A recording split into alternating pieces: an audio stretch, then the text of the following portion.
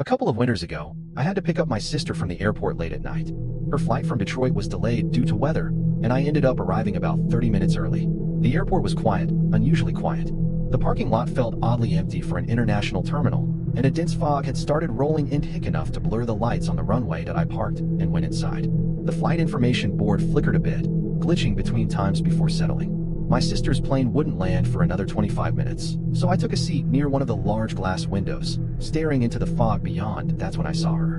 A woman, tall, pale, wearing a long brown coat that hung almost to her ankles. Her walk was slow, unsteady, like she didn't quite know where she was going or like she hadn't walked in a long time. She approached me and asked softly, "Do you know the way to the city?" Her voice was hoarse and breathy, like someone recovering from smoke inhalation.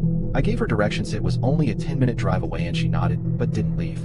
She just turned and stood a short distance away, still inside, just watching. That I tried to ignore her, but every time I glanced up from my phone, she was still there, not moving, not blinking, just staring. When my sister's plane finally landed, I was more than ready to get out of there.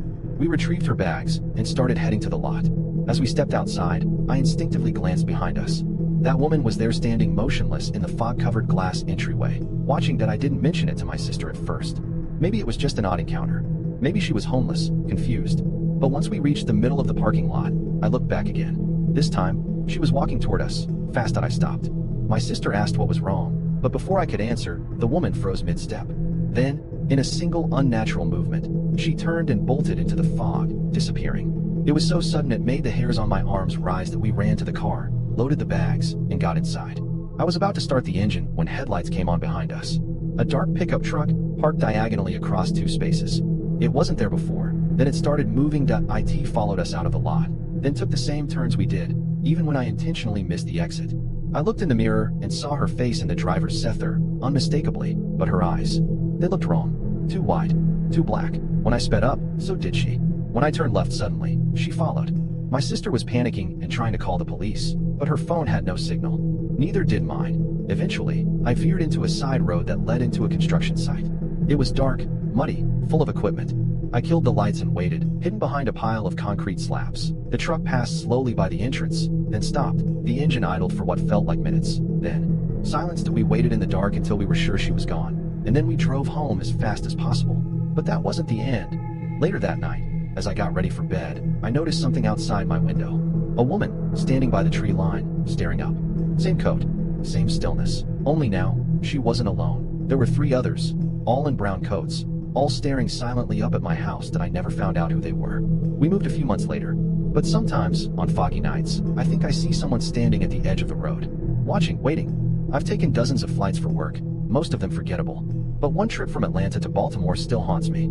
It wasn't the turbulence or delays. It was the man in seat 14. He boarded right after me, slid into the seat beside mine, and gave a quiet hello. He looked average, maybe mid-30s, clean-shaven, neutral clothes. Nothing stood out except his eyes. They were sunken, a pale gray that somehow looked empty. He didn't talk for the rest of the flight, didn't nap, didn't watch anything. He just sat still, hands on his lap, eyes sometimes glancing at me. When the plane landed, I was glad to be done. I had a bit of time before my ride showed up, so I grabbed coffee at a shop in the terminal. About 20 minutes in, I felt something, that feeling of being watched. I looked up, and there he was. The same man, sitting alone on the opposite end of the coffee shop, not drinking anything, just staring. I turned away quickly, brushing it off. Coincidence, right? The next morning, I met a coworker for breakfast downtown. A small local diner, kind of tucked away. Halfway through the meal, I glanced toward the entrance. That he was there, standing by the front, looking directly at me. Again, he wasn't eating, just watching. I lost it. I got up, walked straight over, and asked him why he was following me. I expected denial, excuses, maybe even silence, but he smiled. A tight, unnatural smile. "I like watching things move," he said, "especially when they don't know I'm there." His words didn't make sense, but the way he said them, there was something wrong with it. Like he was reciting a phrase he'd practiced over and over. I backed away, told him to stop, and returned to my table. We left soon after, constantly checking behind us. Thankfully, he didn't follow us out. Or so we thought. That night, I double-checked every lock in my hotel room. It was a high-end place, downtown Baltimore, with a hallway camera and keycard entry. I was almost asleep when the knocking started, soft at first, then louder, then a voice. "You left me on the plane." I froze. My name was whispered through the door, over and over. Always calm, always smiling. I checked the peephole. It was him. But something was different. His eyes were completely black, no whites, just voids. His skin looked wet, Not like sweat, like he'd been dragged from a lake. That I backed away, heart racing, and called the front desk. They said they'd send security. The knocking continued, then scratching, then silence. When security arrived, no one was there. I barely slept that night. In the morning, I found something taped to my door. A strip of paper torn from the in-flight magazine. On it was a crude drawing, sitting in a plain seat, eyes X'd out. I cut my trip short. Back home, I reported the man. The airline had no record of anyone seated beside me on that flight. When I checked the manifest, 14B had been marked vacant. No one remembered seeing him. No cameras caught him. The only proof I had was the drawing, which I kept until it vanished from my nightstand weeks later. Sometimes, when I'm alone in airports, I get the feeling again that I'm being watched, and every so often, I find a torn page from an in-flight magazine in the most unlikely place, me car seat, my luggage, even under my pillow, always with that same sketch. Me. Alone. X'd out. It was just supposed to be a quick airport pickup. My friend Claire had a red-eye flight that landed at 6 a.m., and I lived close enough that she asked if I could grab her. No big deal, I thought. Wake up early, drive to the terminal, pick her up, head home. I've done it 100 times, but that morning was different from the second I left my driveway. The roads were eerily empty. Not just early morning, empty, abandoned. It felt like I was the last person alive, cruising through a world that had paused. Even the air felt heavier. When I pulled into the airport's pickup zone, things seemed normal enough. I stopped in the designated lane, just past a silver car that was already parked. Seconds later, a black SUV pulled in behind me. Close. Too close. Claire texted she was walking out. She appeared through the sliding doors right on time and tossed her bags in the back seat. She looked tired, but as soon as she got in, her face shifted. Serious. Tense. Hey, she said. That car behind you, he was there when I came out. Just sitting there. I thought he was watching me. I checked the rearview mirror, dark tint. I couldn't see the driver's face. I'm sure he's just waiting for someone, I said, trying to brush it off. But even as I put the car into drive, I noticed the silver car ahead hadn't moved either. And now the black SUV behind us revved slightly. We were boxed in. I gave a polite honk. Nothing. I honked again, louder. The driver in the silver car didn't budge, but the guy in the black SUV responded. He leaned out of his window and looked at me. He smiled. But it was wrong. Too wide.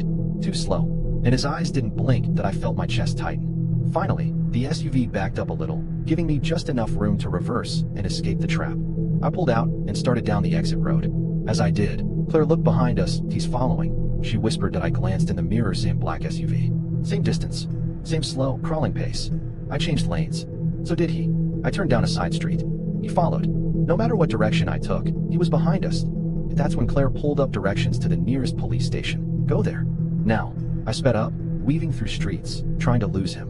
But he matched every turn, as if he knew the map better than we did. Then I noticed something chilling. Every time we stopped at a red light, I could see his silhouette in the mirror. But his head never moved. Not once. When we finally turned into the police station's lot, the SUV didn't follow. He slowed, stopped just outside the entrance, and then drove away. I gave our statement to the officers, described the SUV, the face, the smile. They promised to review footage. We thought that was the end. It wasn't. That night, I dropped Claire off at her apartment. She thanked me, laughed nervously about what a weird morning that was, and went inside. I watched her enter, then drove off. But a block later, I saw headlights in my rear view again. The same SUV. I panicked and took random turns, backtracked, even ran a stop sign. But he was always there. I ended up in a grocery store parking lot, pretending to go inside. I waited for him to leave. He didn't. He parked across the lot, engine running, headlights on. And then I saw it through the windshield. There were two people inside now, the driver, and someone in the passenger seat, someone that looked like Claire, frozen, pale, eyes wide. I blinked and the car was empty. No one inside, just running lights. And an open driver's side door. I sprinted to my car and drove straight home. Locked every door, turned off every light. When I woke up the next morning, there was a small package on my porch. Inside was my car key. Only it was bent in half. And next to it, a photo of Claire and me from that morning taken at the airport pickup zone. But the photo was wrong, because in it, I wasn't looking at Claire. I was staring at the camera, and the shadow of someone stood directly behind me. It happened 2 years ago, at the end of a short vacation in Portland. I was flying home after a long weekend visiting an old friend. My flight wasn't until late afternoon, so I arrived at the airport with time to kill.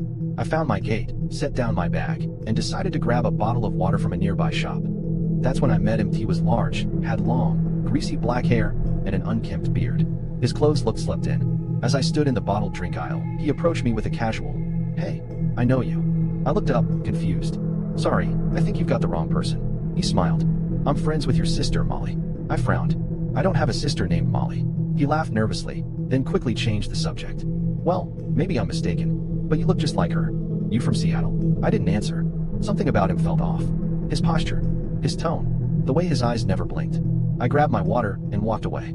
He followed. Back at the gate, I tried to ignore him. I sat far away, headphones in, eyes locked on my phone. After a few minutes, I looked up and there he was again. Sitting just 2 seats away, staring. We're on the same flight. He said softly that I hadn't seen him at the gate before. I didn't even see a boarding pass that I forced a smile. Oh, small world. Yeah, he whispered. I switched flights. I wanted to make sure we got to talk more. Chills ran down my spine that I stood up without another word and moved to the far end of the boarding area. I was too nervous to ask for help, too unsure of how serious this was. I told myself I'd be fine as long as we didn't sit near each other. When we boarded, I watched him. He walked down the aisle past my seat and sat far in the back. Relief washed over me. The flight passed without incident. I watched a movie, tried to relax, and told myself I was just being paranoid. When we landed, I was nearly convinced it was all coincidence, until I felt a tap on my shoulder and the baggage claim that I turned around and it was him. His eyes looked different now.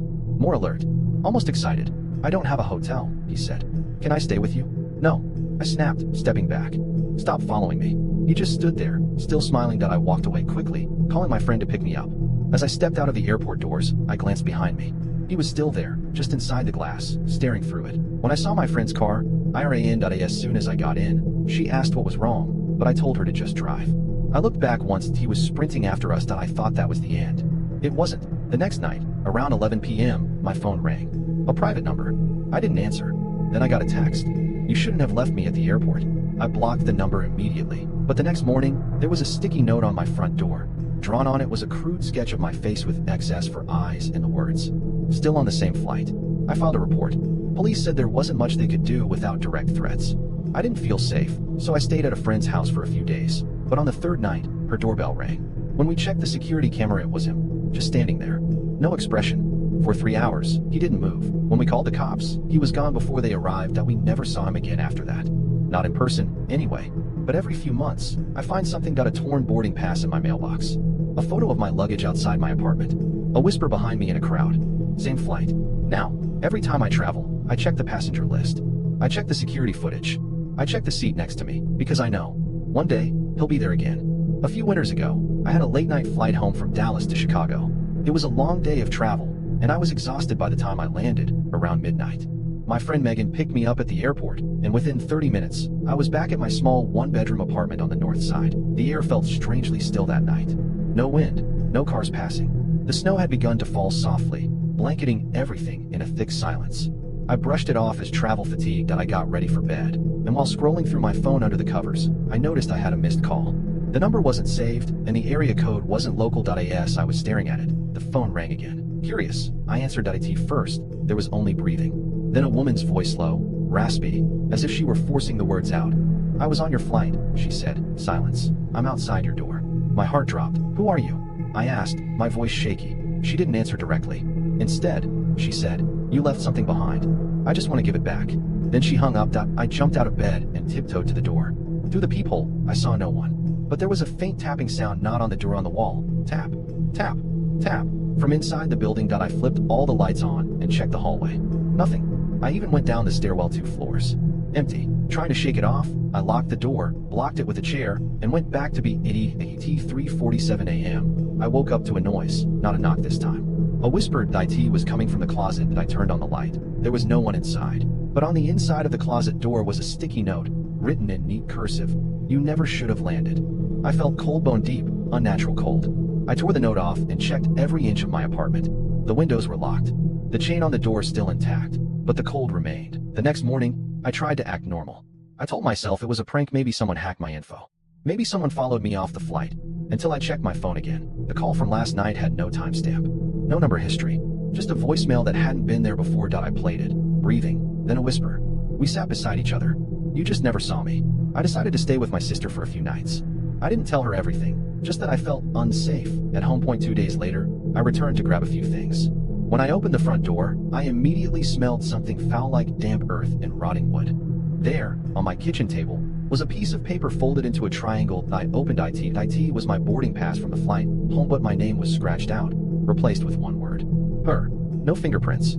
No signs of forced entry. I filed a police report, but without any evidence. They couldn't help. That night, I stayed up researching Flight 308, the one I took from Dallas to Chicago. There had been a news article from a year prior. Same flight number. A woman in her late 30s had suffered a seizure midair. She died before they could land. Her seat? 13A. Mine. Now, months later, things have calmed down. No more calls. No more notes. But I've never flown again, because sometimes, in the still of night, I wake up gasping, my ears filled with static, and in the mirror across from my bed, I see a reflection that isn't mine, as she's always sitting, always staring, and she always holds something in her hand, a boarding pass with my name.